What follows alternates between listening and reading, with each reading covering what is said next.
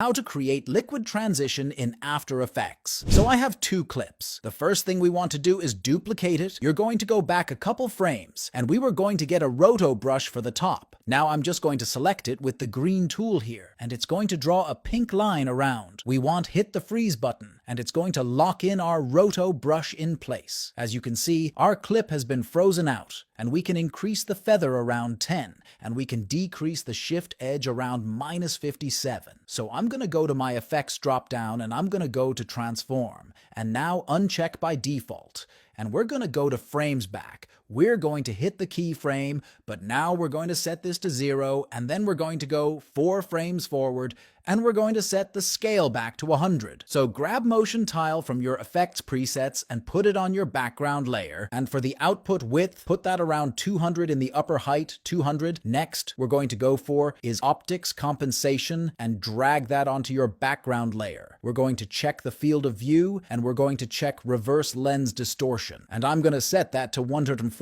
And I'm probably getting about the, like right here, and I'll set it down to 0. We're going to go into the optics compensation. We're going to select these keyframes, right? Click Keyframe Assistant in Ease and Ease Out is a little bit more flowy. Grab Turbulent Displace and put it on your background. And we're going to keyframe the amount to 40, and the size is 30. Go to where we want the effect end, and I'm going to make the amount is 0. And add another effect like glow and put it on your background layer. I like to keyframe the intensity. I'm going to put the intensity of about like 1.75 at the beginning, and I'm going to turn down the threshold like 40, and I'm going to up the radius 126. I'm going to go in, change the color to green. Now we're just going to go to the end, and I'm going to set the glow intensity to 0. So I think I'm going to keep the threshold on 29 in the radius, about 113. Follow for more video tips.